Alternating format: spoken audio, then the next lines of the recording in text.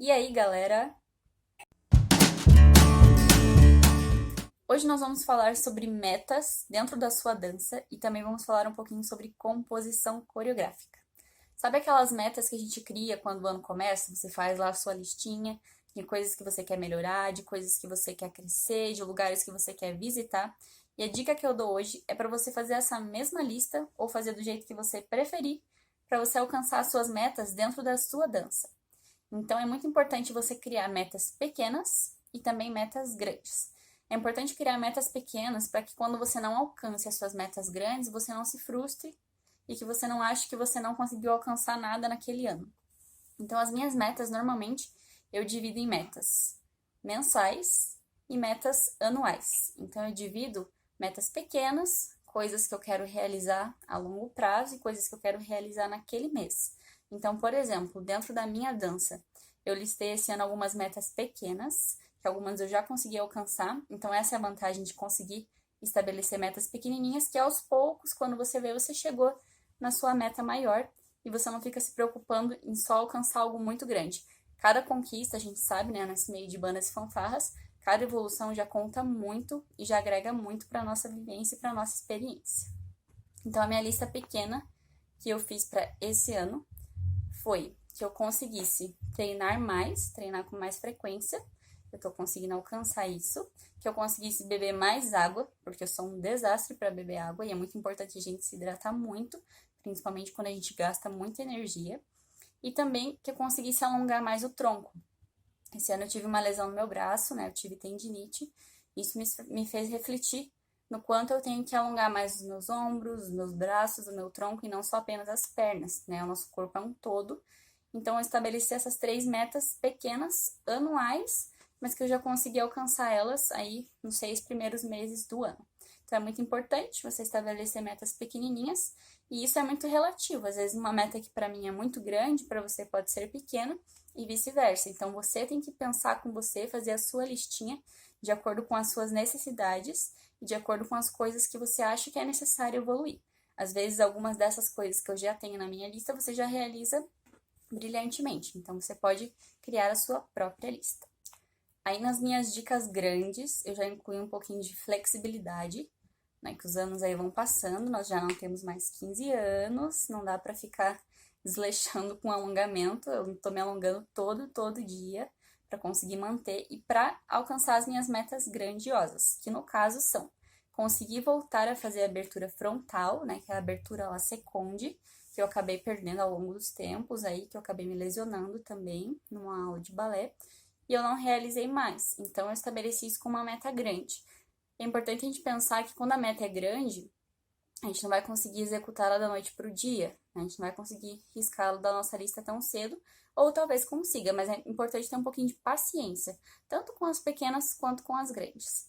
Então, nesse caso, na minha meta de flexibilidade, eu não posso querer, né, se eu já não estava me alongando tanto no ano passado, eu não posso querer simplesmente fazer uma abertura da noite para o dia. Então, eu tenho que respeitar o limite do meu corpo e sabendo que é uma meta longa, que é uma meta grande, eu vou conquistando ela aos poucos. Então, dentro dessa própria meta grande, eu posso criar submetas. Então, se eu quero fazer uma abertura la seconde, o que eu preciso realizar para alcançar isso? Quais são os métodos que eu vou fazer? Então, se eu preciso de uma abertura, que nem eu falei, eu não posso acordar fazendo uma abertura. Então, eu vou me aquecer com mais frequência, vou aumentar a intensidade do meu aquecimento ao longo do tempo, conforme eu vejo que eu estou acompanhando, e assim por diante. Então, dentro dessas metas, você vai procurar como que você vai conseguir chegar até elas. Muito cuidado com vídeos prontos no YouTube explicando sobre flexibilidade, com vídeos de blogueiras falando sobre isso, pessoas que não têm experiência na área, pessoas que não são formadas e não têm um entendimento da anatomia corporal. Essas pessoas, infelizmente, fazem essa propaganda de que você faz uma abertura em uma semana, em um dia, e muitas vezes você está colocando seu corpo em risco. Então, é muito importante você procurar alguém que seja profissional da área, alguém que tenha um entendimento para poder te ajudar com uma segurança para o seu corpo, para você alcançar essas suas metas do melhor jeito possível e sem se lesionar. Alguns outros exemplos das minhas metas grandes é que eu quero girar mais piruetas. Aí também eu preciso estabelecer uma rotina de treinamento para trabalhar o foco, para trabalhar meu port de bras, para trabalhar as minhas pernas. tudo isso envolve uma série de esforços, que na verdade pra gente que gosta de dançar, acaba não sendo um esforço, acaba sendo um prazer saber que a gente está fazendo isso para tirar um benefício para o nosso próprio corpo. E a minha última meta grande é fazer a reversão, né? Eu só faço a ida, então eu quero aprender a fazer a volta. Como eu tô tratando do meu braço, eu ainda não posso forçar muito ele, mas assim que eu puder, eu quero aprender aí a fazer a volta, que dizem que é mais fácil do que ir na ponte, né? Não sei por que eu sofro tanto para voltar. Para pegar o impulso é mais fácil ainda. E aí, já entrando no nosso assunto de composição coreográfica, que me perguntam frequentemente, aquela blogueirinha, né? Ninguém perguntou nada. Me perguntam muito nos meus bate-papos aí nos meus chats, mas é verdade, a gente tem me perguntando, né? A galera tá me perguntando com bastante frequência como que eu faço para compor as minhas coreografias. A gente sabe que se auto-coreografar não é nem um pouco fácil, né? Eu, por exemplo, não tenho espelho em casa, então se eu tô me coreografando, normalmente eu tenho que filmar para ver como é que tá saindo, porque o que a gente imagina e o que a gente vê é muito diferente. Sem contar que muitas vezes a gente cai na zona de conforto, mas essa dica que eu vou dar é para as pessoas que se autocoreografam e também para pessoas que coreografam outras balizas e balizadores, né? Estamos falando especificamente dessa área de banda marcial. Então, a dica que eu dou primeiro de composição coreográfica, todas essas metas que nós estávamos falando até agora, por que não incluir elas, né, já na nossa composição? Então, se eu quero girar mais piruetas, se eu quero ser mais flexível, na hora de compor a minha coreografia, eu também posso criar as minhas metas dentro dela. Então, se eu quero girar mais piruetas, em algum momento da coreografia eu vou me desafiar. Esse é um jeito bom de sair da sua zona de conforto e compor coisas diferentes. O primeiro recurso que você tem, seja você de fanfarra, seja você de banda melódica, né, seja você de banda marcial, o primeiro recurso que você tem é a disponibilização da música. Então, o maestro, né, ou alguém do corpo musical, vai te disponibilizar a música que você precisa coreografar. A de entrada, a de saída, as peças, né, que a gente chama, que são as músicas ali de concha. Então, já que esse é o primeiro recurso, é sempre da onde eu parto. Então, eu pego a música e eu vou atrás da história dela. Se eu não sei, eu pesquiso no Google. Normalmente, compositores, né, internacionais, eu procuro em inglês, lanço lá no Google Tradutor e descubro rapidinho do que se trata a música. Ou se eu não acho nenhum histórico, eu pergunto para o meu maestro, eu pergunto para alguém que já tenha uma certa experiência na área da música que possa me ajudar nisso. E aí, como que eu uso a música a meu favor? Primeiro que a baliza e o balizador tem que trabalhar muito ritmo, cadência, expressão corporal. Então, eu já vou interpretando a música, a partir da história eu já vejo sobre o que ela fala e o que eu posso inserir nesse contexto musical para fazer sentido. Porque uma coisa que a gente conversa muito, que eu tenho repetido muito no meu Instagram, é que isso tenha um contexto. Então, se você quer dançar com uma cadeira, se você quer dançar de sapatilha, se você quer dançar descalço, se isso tiver um contexto, tiver uma explicação, né, estiver cabendo dentro do seu regulamento do campeonato, não há problema nenhum. Então, o que eu faço? Depois de estudar a música, eu pesquiso que elementos cênicos e que expressão eu posso incluir nessa música. Então, um exemplo que eu sempre dou é da peça Into the Joy. Eu vou, inclusive, disponibilizar esse vídeo aqui também já no YouTube, que foi uma peça que eu dancei no ano passado e no ano retrasado com a banda marcial de São José dos Pinhais, que é a banda que eu faço parte. E aí eu fui pesquisar e essa música ela falava sobre a alegria da primavera.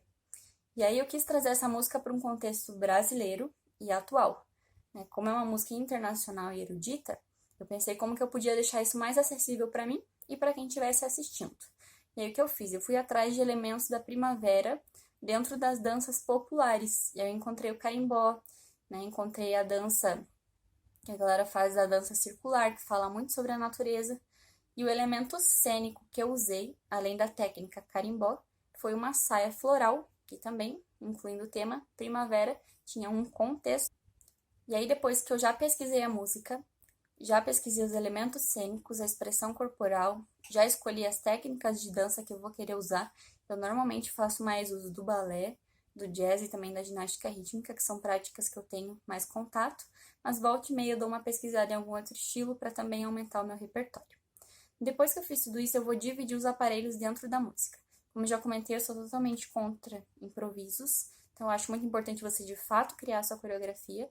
Então eu separo, como as peças que eu danço normalmente são bem longas, tem de 5 a 10 minutos, eu utilizo quase todos os aparelhos da ginástica rítmica.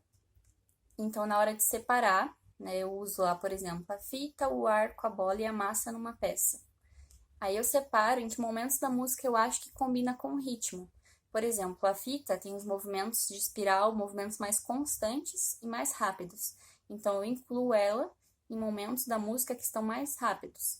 O arco, a bola, que faço passagens pelo corpo, que tem lançamentos, os movimentos normalmente são um pouco mais lentos, mas podem também ser mais rápidos, isso na minha composição. Aí eu já incluo em momentos mais lentos da música também. Faço muito uso das mãos livres, de não usar nada. E aí o momento que eu aproveito para mostrar um pouco das linhas de balé, aproveito para mostrar alguns rolamentos do jazz, algumas acrobacias da ginástica rítmica. Não que isso não esteja envolvido com os aparelhos. É importante também estabelecer essa conexão de fazer uso do seu corpo para harmonizar com o aparelho. Então, eu não posso apenas mexer o aparelho como uma coisa aleatória no meu corpo. Ele está, né, se movimentando junto como um todo. Então, tem que trazer essa harmonia a partir da criação de movimentos. Mesmo vendo movimentos prontos de ginástica, a gente sempre se inspira em alguém, se inspira em algum vídeo. É importante também você criar o seu movimento, fazendo um estudo, fazendo um laboratório de pesquisa para ver que movimentações o seu corpo prefere fazer e que consegue fazer também. Então, nós já falamos da história da música, do elemento cênico, da expressão corporal, do ritmo e também de como eu divido os meus aparelhos. Então, um dos últimos itens é o uso do espaço, né, dos níveis e dos deslocamentos. Então, no uso do espaço, quando eu vou começar a compor, eu já tenho a música.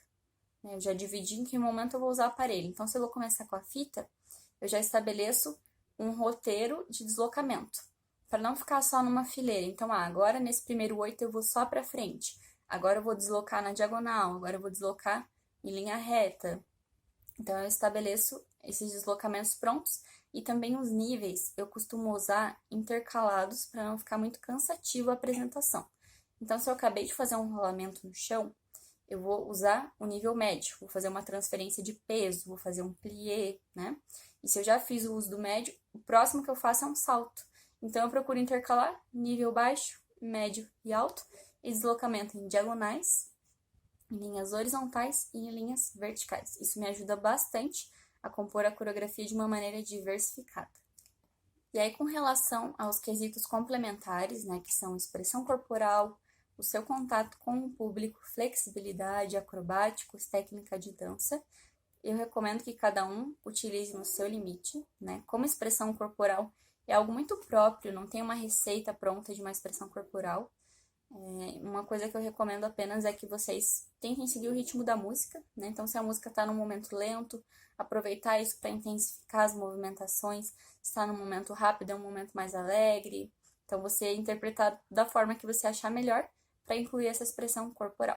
Como eu sempre comento aqui, na flexibilidade, respeitar sempre os seus limites e tem inúmeros jeitos diferentes de apresentar a flexibilidade, não precisa ser só em abertura. Eu, enquanto jurada, avalio a flexibilidade do cambré, da coluna, avalio a flexibilidade de uma sustentação de perna, de um grand battement, então tem diferentes formas de você mostrar flexibilidade, respeitando o seu limite e, ao mesmo tempo, apresentando esse quesito que é bem avaliado nos campeonatos de bandas e fanfarras. E aí, o último elemento, não menos importante, que é você consultar as planilhas do seu campeonato anterior, né, de todos os anteriores também, para você compor a sua coreografia. Então, lembrando que a função de nós apresentarmos em campeonatos, além de propor e proporcionar para o público esse contato, essa apresentação, essa magia incrível desse meio, é principalmente você receber dicas, sugestões de novas movimentações e do que você pode evoluir. E aí isso já volta lá para as nossas metas. Então, eu vou reler as minhas planilhas, ver quais foram as dicas que eu quero filtrar e que eu posso utilizar. É muito importante você ver o que cabe a você usar dentro das sugestões que foram dadas. E aí você adapta isso às suas metas. Então, além das suas metas, tem metas que foram sugeridas e que você pode adaptar na sua rotina também. E por hoje é só. Eu espero que vocês tenham gostado desse vídeo. Comentem aí embaixo, né, o que vocês acharam, como que vocês compõem a coreografia de vocês. Eu vou adorar ver dicas e sugestões. E quais são as metas de vocês para esse ano. Se você ainda não criou metas, estamos no meio do ano, mas ainda dá tempo. Sempre tem tempo. E é isso aí. Um abraço e até mais.